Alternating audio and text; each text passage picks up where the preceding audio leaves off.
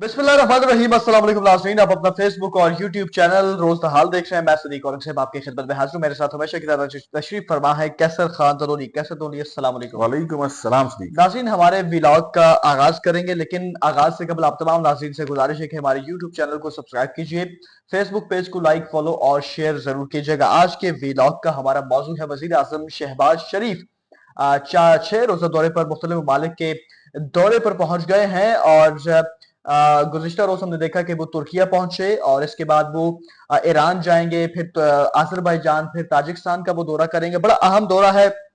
एक जानिब जहां पाकिस्तान ने जो हमारा असली दुश्मन भारत है उसको मैदान जंग के अंदर जहां मुंह तोड़ और मुअस्सर जवाब देकर शिकस्त फाश का हमारे दुश्मन को सामना करना पड़ा, तो वहीं पर सिफारती बहाज पर भी पाकिस्तान अपनी जो कामयाबियां है वो समेटता चला आ रहा है।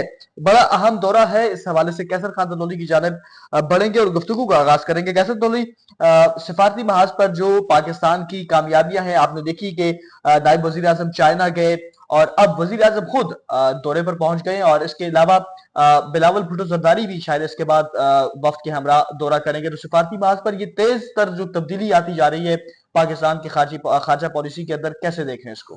बहुत शुक्रिया सदीक, आपने खारजा पॉलिसी की और सफारती महाज की बात की। मैं थोड़ा सा पीछे जाऊंगा। जब जी पीडीएम की जी। गवर्नमेंट थी और बिलावल भुट्टो जरदारी साहब, आपको पता है कि फॉरेन मिनिस्टर थे, ये सिलसिला उस वक्त शुरू हुआ था और बड़ा तेज और बड़ी बरकरफ्तारी के साथ हमने देखा था कि बिलावल भुट्टो जरदारी जो कि फॉरेन मिनिस्टर थे, उन्होंने बैरूनी ममालिक का दौरे दौरे किए। किए। और जो पाकिस्तान की एक जो पॉजिटिव साइड है, जो पाकिस्तान का जो पॉजिटिव इमेज है, उसको लेकर उन्हें पूरी दुनिया के अंदर पाकिस्तान का प्रचार किया। और वो उस वक्त का जो टाइम था, जो उस वक्त की जो सफारती कामयाबियां थी, जो हम्म। उस वक्त का सफारती जो उन्होंने ग्राउंड बनाया था बिलावल भुट्टो जरदारी साहब ने। हालांकि ये कहा जा रहा था कि देखें जी, वो तो एक तजर्बाकार हैं, उन्होंने इससे पहले इतनी इंपॉर्टेंट पोजीशन पे काम नहीं किया, लेकिन बिलावल भुट्टो जरदारी ने एज फॉरेन मिनिस्टर बहुत बेहतरीन काम अच्छा। किया था पीडीएम की गवर्नमेंट में। तो उस वक्त जो उन्होंने ग्राउंड बनाया, आज उसके सम्राट जो हैं वो मौजूदा हमारे प्राइम मिनिस्टर मियां मोहम्मद शहबाज शरीफ साहब और हमारे जो नायब वज़ीर आज़म हैं और फॉरेन मिनिस्टर हैं इसहाक डार साहब, उसके सम्राट जो है ना वो हासिल कर रहे हैं। तो ये जहरी बात, आपको पता है कि पाक भारत जंग बिल्कुल दो एटमी ममालिक बहुत करीब आ गए, एटमी जंग के बहुत करीब आ गए थे। फिर पाकिस्तान ने भी अपनी आंखें दिखाई, पाकिस्तान ने भी अपना जोर दिखाया, पाकिस्तान ने उनको बैकफुट पे पहुंचाया। फिर दुनिया को समझ आ गई कि इस वक्त पाकिस्तान बहुत बेहतर पोजीशन में है। तो बजाय इसके कि दोनों ममालिक एटमी जंग की तरफ बढ़ जाए और दुनिया और इससे अमन, इस खत्ते का अमन जो है खतरे में पड़ जाए, तो सफारती मामला, सफारती जो ताल्लुकात थे, जो सफारती तरीकाकार था, उसके मुताबिक ही इस जंग, इस सारे सिलसिले के अंदर जंगबंदी हुई।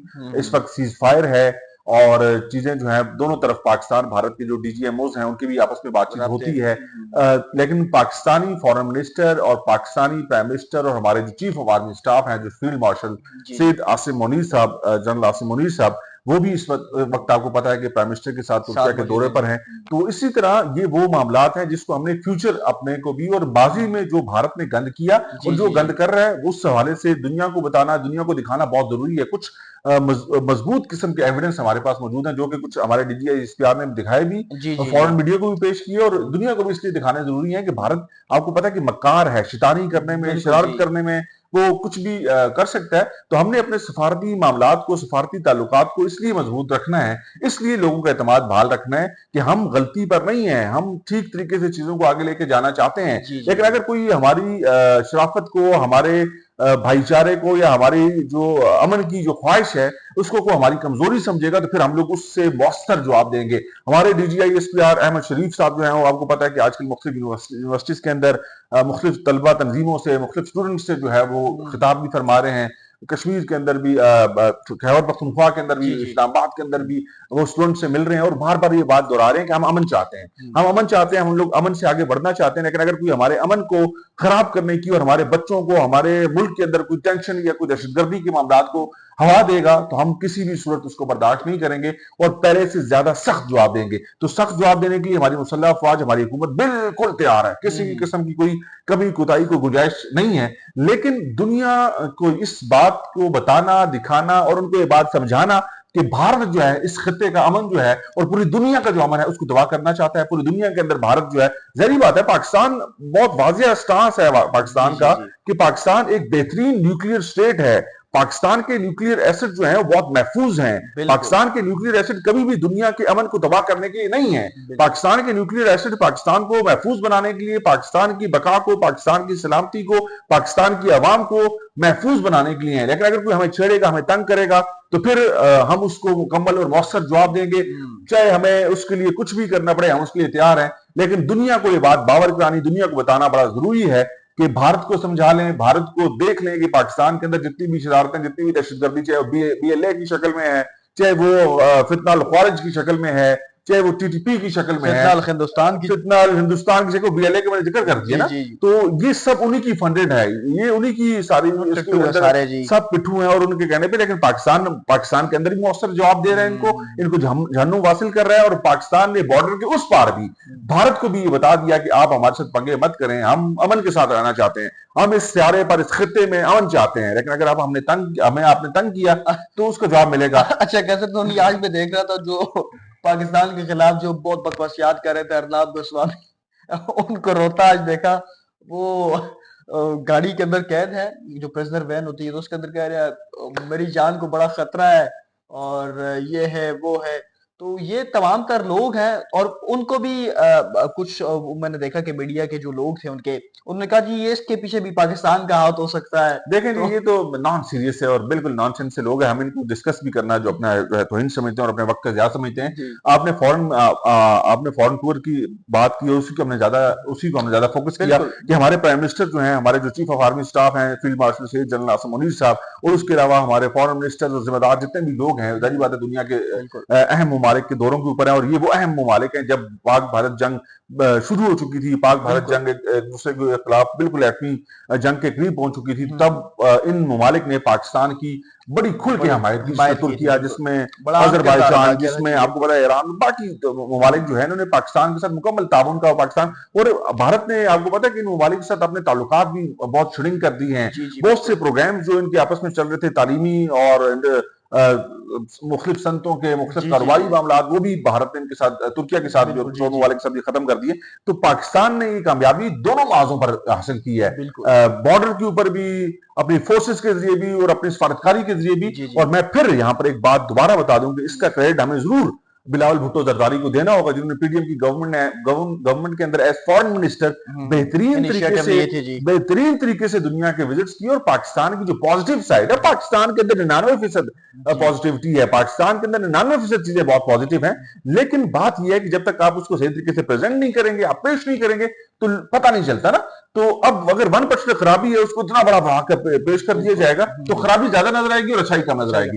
तो हमारी अच्छाइयां ज्यादा है, अच्छाइयों को पेश करना और ठीक तरीके से पेश करना, यही असल मिशन है और यही असल सफारती कामयाबी है। बिल्कुल जी। और कैसे तो नहीं, मैं चाहूंगा इसके ऊपर भी कमेंट कर दें, जिस तरह आपने भी जिक्र कर दिया कि तर्जुमान पाक फौज हमारे मुख्तलिफ यूनिवर्सिटीज का दौरा कर रहे हैं, KP के अंदर भी वो अब मौजूद हैं, मुख्तलिफ तलबा से खिताब कर रहे हैं। उन्होंने एक खिताब उनका बड़ा टॉप ट्रेंड बना हुआ है, जो बड़ा आग लगाए बैठा है भारत के। गुज़िश्ता व्लॉग के अंदर भी इसका हमने जिक्र किया कि DGI ने वाज़ेह तौर पर कहा कि हम आपका सांस बंद कर देंगे अगर आपने हमारा पानी रोका।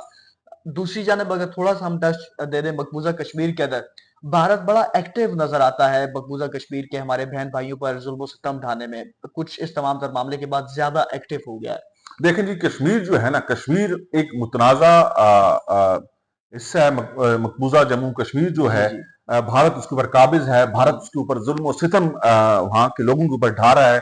भारत ने वहां के लोगों के लिए जिंदगी जो है मुश्किल बनाई हुई है। भारत के अंदर जो मकबूजा कश्मीर में बसने वाले लोग हैं, वो उनसे बहुत ज्यादा परेशान हैं, तंग हैं, उनकी इज्जतें, उनके माल, उनकी दौलत, कोई भी चीज महफूज नहीं है। तो उनका हमेशा से नारा है, वो जब भी हमने देखा कि उनके ऊपर जुल्म और सितम होता है, जब भी उनकी लाशें गिरती हैं, जब भी उनको शहीद किया जाता है, वो एक ही नारा लगाते हैं, कश्मीर बनेगा पाकिस्तान, कश्मीर बनेगा पाकिस्तान। और कश्मीर बनेगा पाकिस्तान का नारा उनको ज्यादा मार की वजह बनता है। तो पाकिस्तान भी आपको कश्मीरियों को कभी भी नहीं छोड़ेगा, पाकिस्तान भी कश्मीरियों के साथ मुकम्मल हमायत हर तरह की जारी रखेगा।